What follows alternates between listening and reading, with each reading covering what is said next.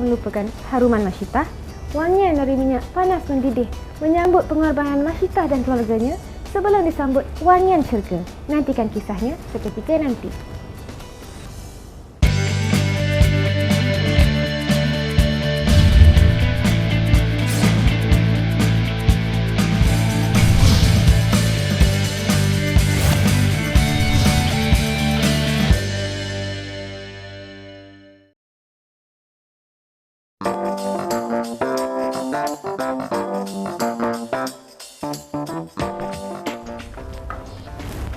Bismillahirrahmanirrahim. Assalamualaikum warahmatullahi wabarakatuh. Apa khabar saudara? Bertemu lagi kita dalam Al-Hidayah kali ini. Saudara, masih ingatkah lagi kisah Masyitah? Beliau salah seorang tokoh Sri Kandi dijanjikan syurga oleh Allah SWT kerana tekadnya memegang tauhid Allah sehingga ke hujung nyawa. Biarpun diuji dengan hukuman yang berat di dunia, namun hatinya tetap tidak berpaling walaupun sejengkal. Mari kita sama-sama susuri kisah seorang wanita yang berani dan kukuh memegang tali Allah bersama Ustazah Fatimah Syarhah.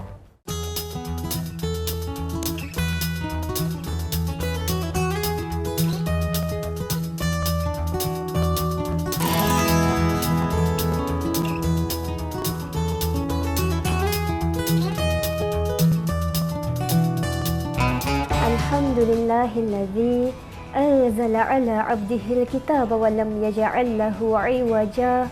Wassalatu wassalamu ala Muhammad wa ala alihi wa ashabihi ajma'in. Amma ba'd. Para penonton yang saya muliakan, salam sebarkan bahagia. Assalamualaikum warahmatullahi wabarakatuh. InsyaAllah, dalam kesempatan kali ini, kita sama-sama ingin mengambil inspirasi daripada kisah si tukang sikat Masyitah, tukang sikat kepada anak gadis Fir'aun. Saya percaya sekarang ini pengusaha salon mak andam tukang sikat kat luar sana tersenyum sampai ke pipi sebab rupanya kerjaya tukang sikat, kerjaya jadi mak andam dah pun ada sejak zaman berzaman. Masya Allah. Bahkan diceritakan isteri Nabi SAW, misalnya Ummu Salamah, beliau pun ada tukang sikat yang tersendiri. Nak cerita hebatnya kerjaya tukang sikat ini. Dan dalam kisah Masyitah ini, kita tahu setiap lelaki yang hebat selalunya akan ada wanita-wanita yang hebat melatari kisah mereka. Masyitah adalah salah seorang wanita yang melatari kisah Nabi Musa alaihi salam. Selain Masyitah, Nabi Musa ini membesar di bawah seorang wanita yang hebat, ibu Nabi Musa alaihi salam yang sangat patuh kepada arahan Tuhan. Bila Allah ilhamkan supaya hanyutkan Nabi Musa ke Sungai Nil, ibu dia tak ada berbantah-bantah, terus hanyutkan Nabi Musa ke Sungai Nil. Kemudiannya Nabi Musa hidup bersama dengan wanita hebat yang lain, iaitu kakak baginda, seorang penyiasat yang sangat teliti. Tengok adik dia sampai ke mana. Selain itu, yang ketiga, baginda Nabi Musa hidup di bawah istana bersama dengan ibu angkat baginda Asia yang sangat-sangat beriman kepada Allah Subhanahu Wa Taala. Dan yang keempat ini, Masyitah ini yang kita nak angkat pada episod kali ini. Bagaimana wanita hebat ini boleh menjadi salah seorang wanita yang melatari kisah Nabi Musa alaihi salam. Penonton yang saya muliakan, Masyitah adalah seorang ibu kepada beberapa orang anak. Termasuklah seorang anak kecil yang masih dalam dukungan beliau. Masyitah ini menurut satu sumber merupakan isteri kepada Hazaqil, seorang orang penting di istana Fir'aun. Bila mana Fir'aun telah menghukum bunuh kepada 40 orang tukang sihir yang beriman dengan ajaran Nabi Musa AS, maka Hazaqil ini tak puas hati. Hazaqil pun persoalkan tentang tindakan Fir'aun itu. Lalu Fir'aun pun mula ragu-ragu dengan kepercayaan Hazaqil terhadap kononnya dia itu Tuhan, ya. Maka Fir'aun pun menghukum Hazaqil dengan hukuman bunuh.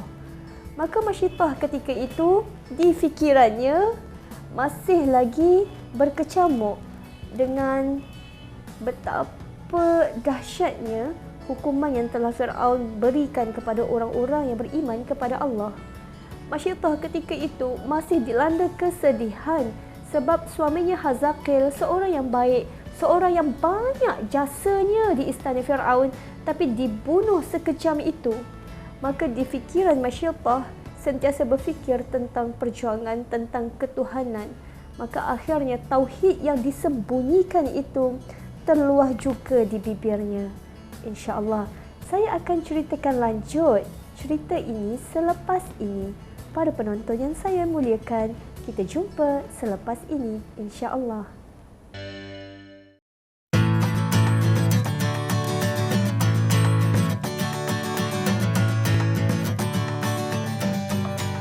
Para penonton yang saya muliakan, kita bertemu lagi dalam rancangan Al-Hidayah membicarakan tentang kisah Masyittah, tukang sikat di istana Fir'aun, wanita yang sangat teguh pertahankan tauhidnya.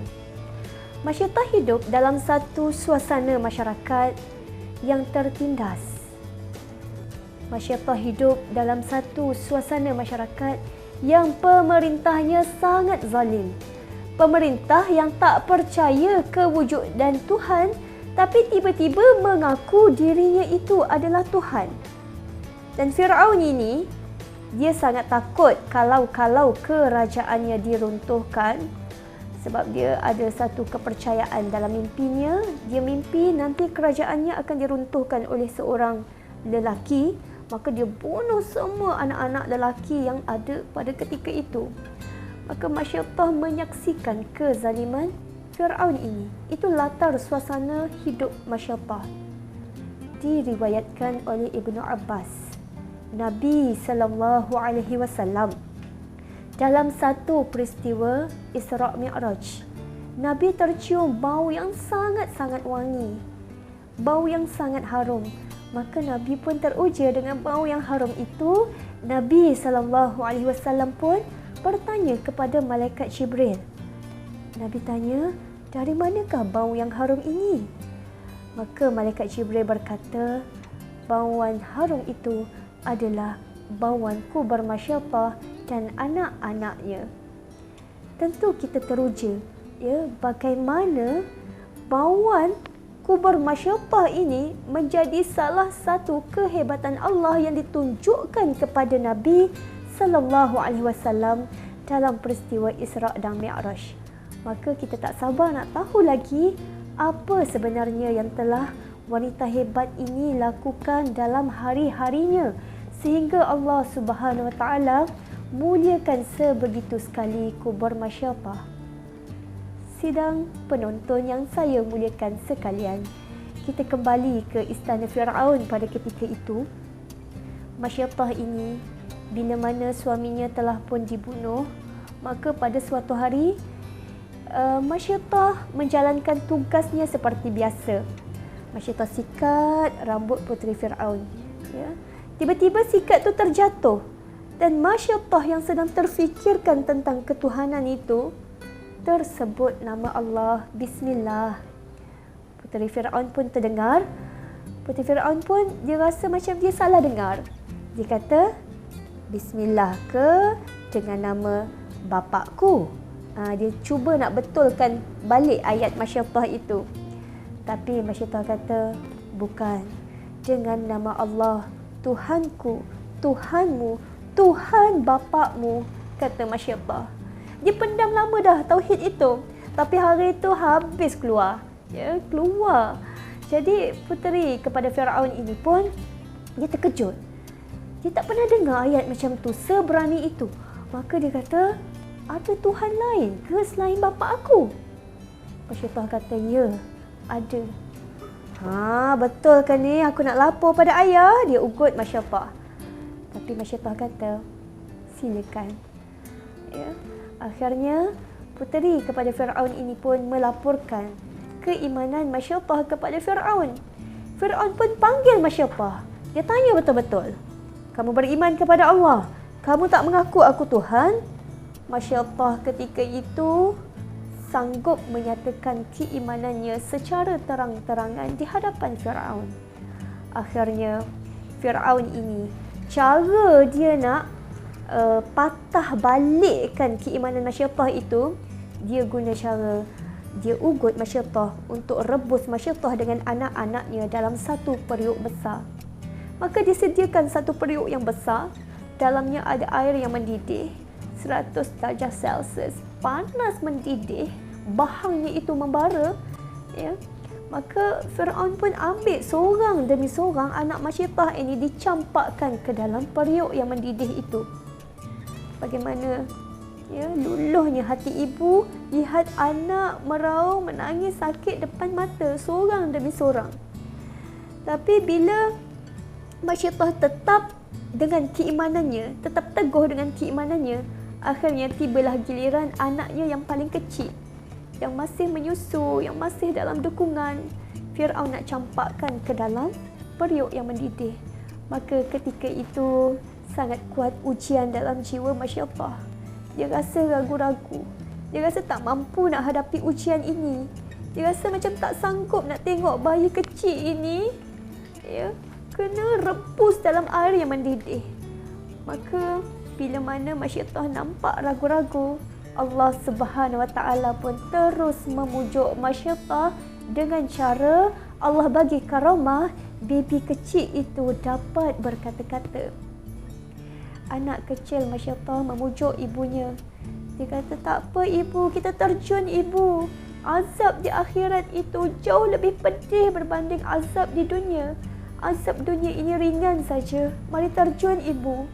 Maka Masyiatah, subhanallah, tak ada keraguan lagi. Terus dia dukung erat anaknya. Dia terjun ke dalam periuk yang mendidih itu. Dia sanggup syahid demi untuk menegakkan tauhid dia, keimanan dia kepada Allah Subhanahu Wa Taala.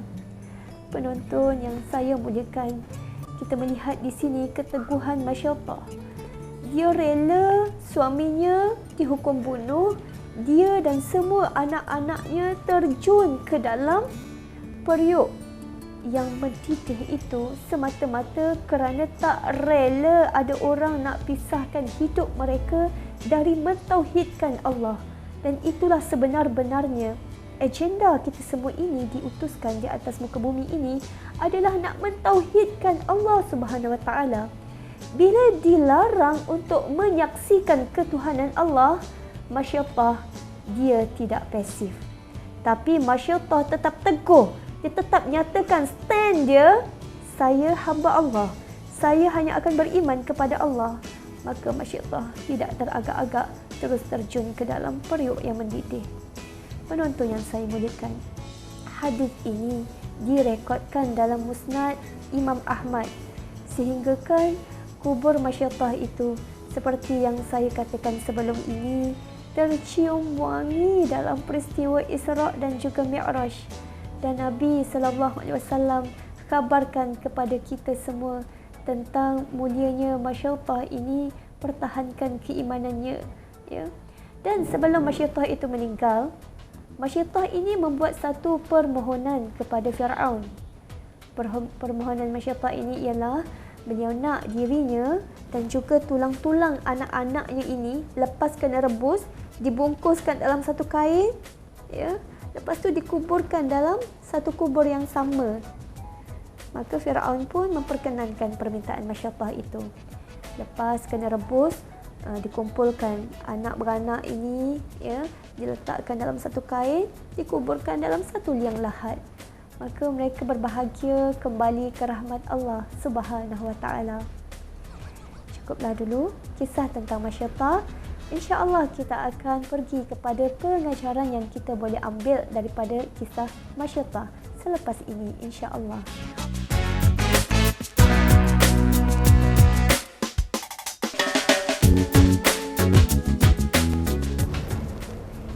Sungguh tragis kematian keluarga Masyiatah. Walaupun diuji dengan dugaan yang berat, namun sedikit pun iman di dadanya tidak luntur. Lagi kisah dan pengajaran dari tokoh Sri Kandi ini seketika nanti.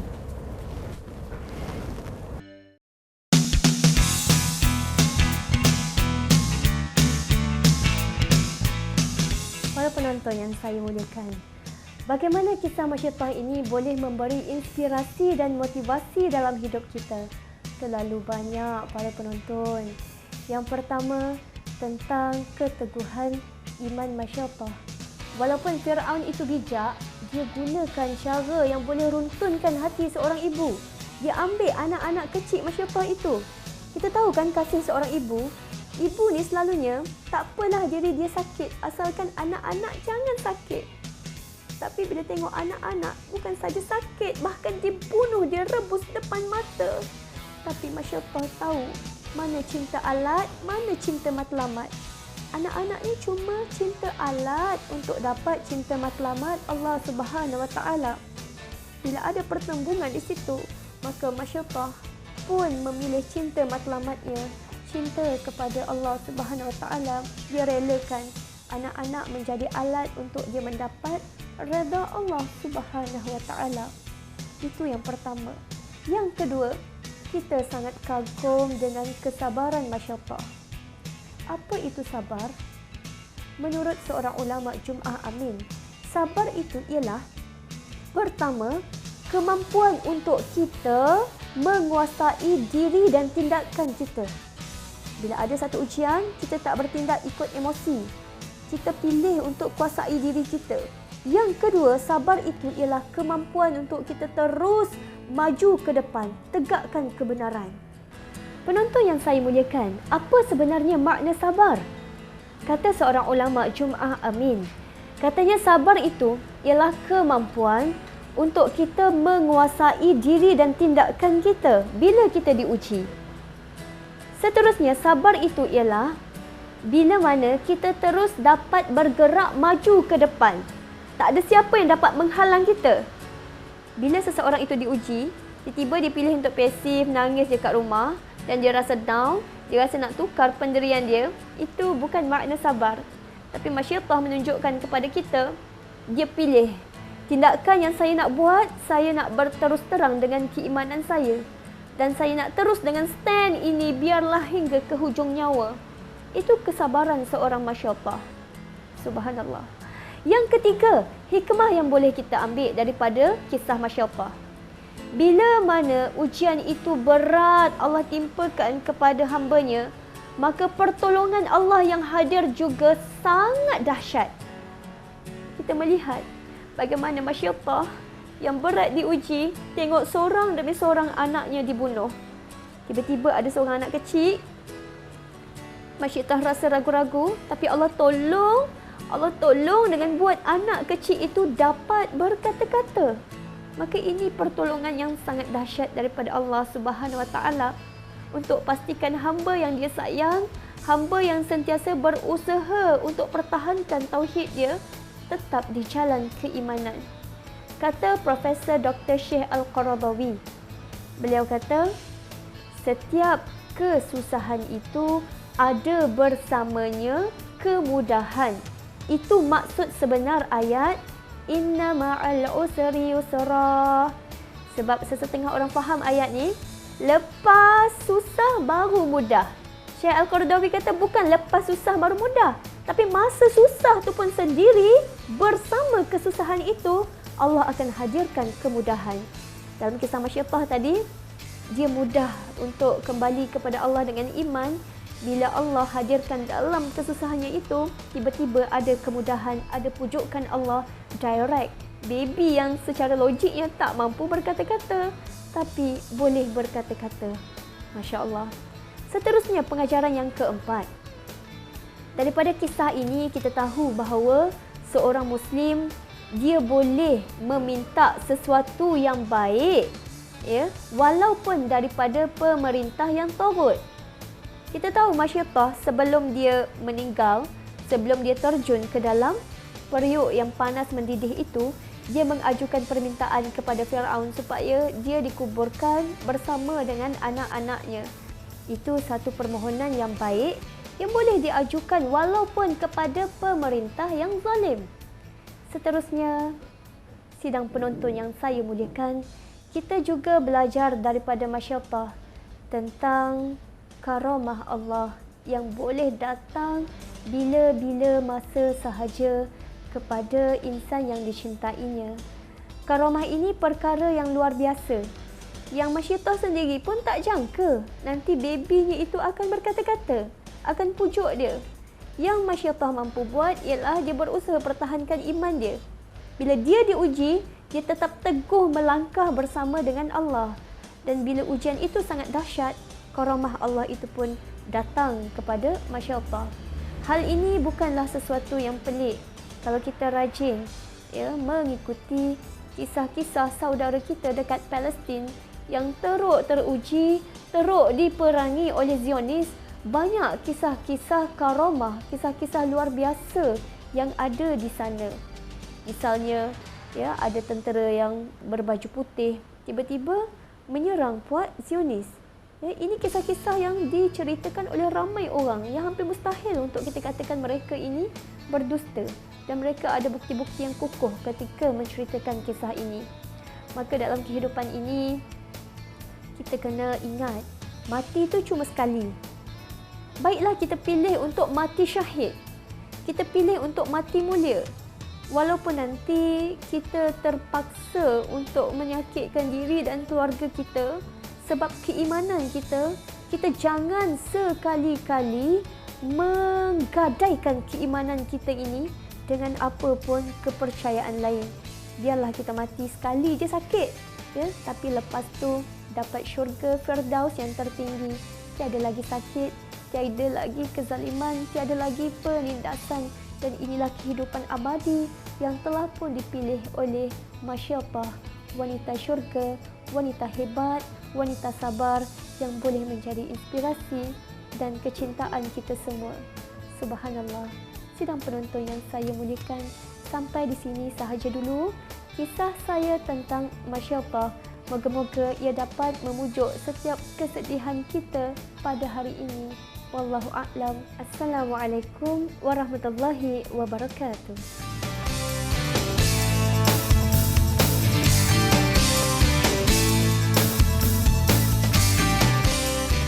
Demikianlah kisah Masyidah. Sesungguhnya Allah memberikan kekuatan, keyakinan dan keberanian kepada mereka yang berpegang teguh terhadap agama Islam. Semoga Allah mengurniakan kita kemampuan untuk mencontohi dan meneladani Tengku Sri Kandi Masyidah, insya-Allah. Saudara, sudah sampai masa untuk kita berpisah. Sebelum itu, pesanan saya, beragam muslimah, namun jadilah kita yang santun juga salihah. Jumpa lagi minggu hadapan, insya-Allah. Assalamualaikum. Apa yang diucapkan? Ya Allah, ya Tuhanku, berikan hidayah kepada pencuri ini.